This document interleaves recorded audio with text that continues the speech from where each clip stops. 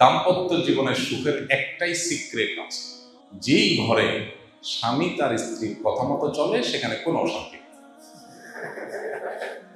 শান্তির মূল মন্ত্র হলো স্ত্রীর কথা মতো চলা, ব্যাস, দ্যাটস ইট। এখানে এসে পণ্ডিতি চলবে না, যুক্তি মুক্তি দিয়ে চলবে না, সব জায়গায় যুক্তি চলে না। এখানে এসে একটু বেকুব সাজা, বোকাশোকা সাজা, সারা জগতে পণ্ডিত আপনি, কিন্তু এখানে এসে আপনি বোকা সাজলেন, বউ ঝাড়ি দিবে, ফেলফেল করে চায় থাকবেন, বেকুব মানুষ, কিচ্ছু বুঝো না আপনি। হ্যাঁ, তাই এটা হলো আপনার শান্তির মূল মন্ত্র। আজ যদি বলে রে বেকুব কারে বললাম, শত শত লোক চালায় আমি, তাইলে ধরা খাইছে, তাইলে আপনার কপালে দুঃখ আছে। সব জায়গায় পণ্ডিতি করতে নেই।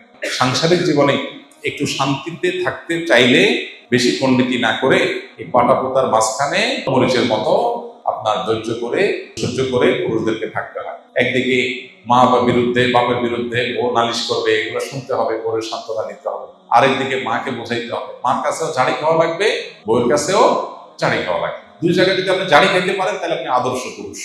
আর যদি আপনি দুই জায়গায় ঝাড়ি খাইতে না পারেন, বরং দুই জায়গায় ঝাড়ি দেওয়ার চেষ্টা করেন। মায়ের কাছে ঝাড়ি করেন, হ্যাঁ বউর সাথে এমন আচরণ কেন করলাম, আবার বউরে বলেন হ্যাঁ আমার মার সাথে তুমি কেন করলাম, তাহলে আপনার কপালে দুঃখ আছে।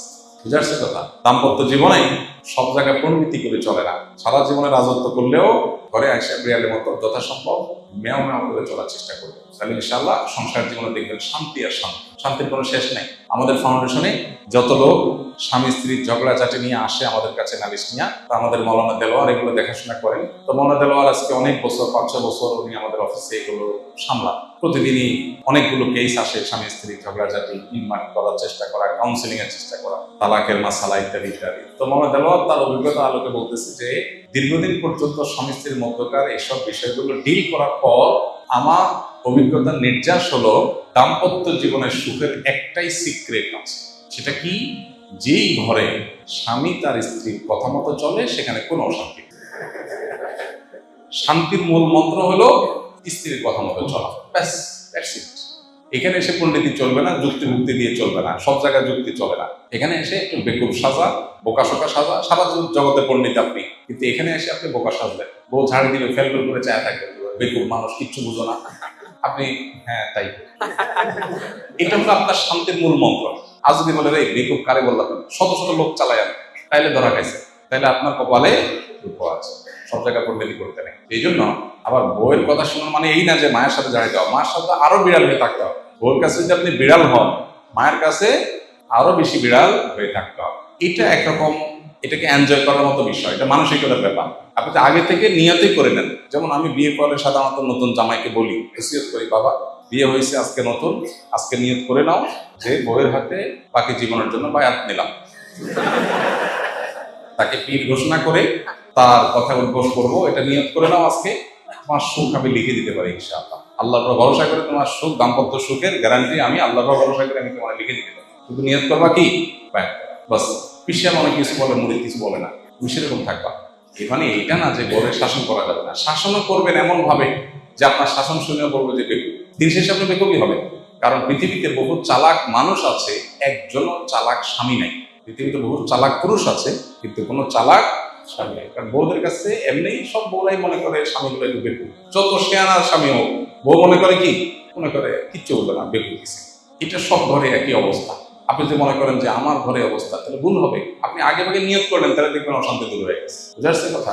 আর মায়ের কাছে তো আরো নরম হয়ে থাকতে হবে। তাহলে সেক্ষেত্রে দাম্পত্য অশান্তি এগুলো একটা সময় থাকে, এরপর আর থাকে না। এর মানে এই বলছি না আমি যে একেবারে বউ আপনাকে অন্যায় যা করে আপনি একেবারে তার কথা চলবে। আপনার গলির ঠাও ঠিক থাকবে, কিন্তু কৌশলটা থাকবে খুবই পোক্ত।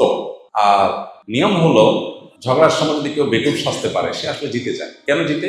কারণ হলো ওই মূল যুদ্ধের যে সময়টা চরম, ওই সময়টাতে শুধু একটু সহনশীল হলে, যুদ্ধ যখন থেমে যাবে, যুদ্ধবিরতি হবে, তখন আপনি এবার সুন্দর করে আপনার কথাটা বলেন, দেখবেন যে ইনশাল্লাহ অ্যাকসেপ্টেড হয়ে গেছে।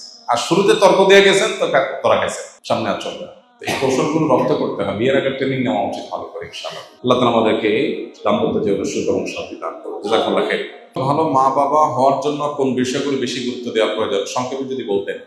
আদর্শ মা বাবা, যে মা বাবা আল্লাহর কাছে রিওয়ার্ড পাবেন তাদের এই প্যারেন্টিং এর জন্য, সেই মা বাবা হওয়ার জন্য সবচেয়ে গুরুত্বপূর্ণ বিষয় হলো কোরআন এবং হাদিস একজন মা বাবা যে করণীয়গুলো, হুকুকুল আওলাদ বা সন্তানদের যে হকগুলো বলেছে সেগুলো ভালো করে বোঝা এবং সেগুলো আমল করা। আমাদের দেশে মা বাবার অধিকার নিয়ে অনেক ওয়াজ হয়, আলোচনা হয়, সন্তানের অধিকার নিয়ে খুব বেশি ওয়াজ আলোচনা হয় না। কেন হয় না? এর একটা কারণ হলো যে মানুষ প্রকৃতিগতভাবে সন্তানের প্রতি দয়া মায়া করে।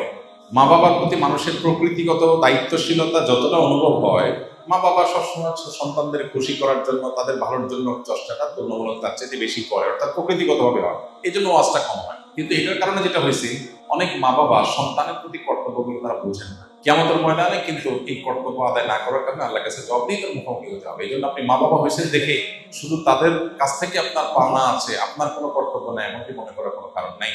তো আদর্শ মা বাবা হওয়ার জন্য মা বাবা হিসাবে সন্তানের হকগুলো কি সেগুলো জানা গুরুত্বপূর্ণ। যেমন ফর এক্সাম্পল, সন্তান পৃথিবীতে আসারও আগে থেকে তার হক শুরু হয়ে যায়। কিভাবে?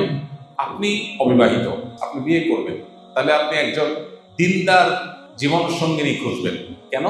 যাতে করে আপনার অনাগত যে সন্তান সন্ততি তারা যেন দিনদার থাকে। মা যদি আল্লাহভীরু হয়, সন্তান আল্লাহভীরু হবে। ওই চিন্তা থেকে আপনি ভালো মা তালাশ করলেন, এটা কিন্তু সন্তানের হক আপনি আদায় করলেন। আর আপনি ওইটা মাথায় রাখলেন না, আপনি টাকা পয়সা অন্যান্য বিষয়গুলোকে মাথায় রাখলেন, তাহলে আপনার সন্তান দিনদার আদর্শবান আল্লাহভীরু হওয়ার বিষয়টাকে আপনি খেয়াল করলেন না, তাহলে সন্তানের অধিকার নষ্ট করলেন একরকম। ঠিক একইভাবে স্ত্রী সহবাসের সময় যে দোয়া পড়া হয়, এই দোয়ার মধ্যে কিন্তু অনাগত সন্তান যেন ভালো হয়, নেক হয়, শয়তানের পাকড়াও থেকে রক্ষা পায়, যেন দোয়া করা হয়। এটা কিন্তু সন্তান চিন্তা থেকেই আসে। সন্তান জন্ম নেওয়ার পর তার জন্য ডান কানে আজান, বাম কানে ইকামতের যে আমল মুস্তাহাব আছে, এর পাশাপাশি তার জন্য যে দোয়া আছে,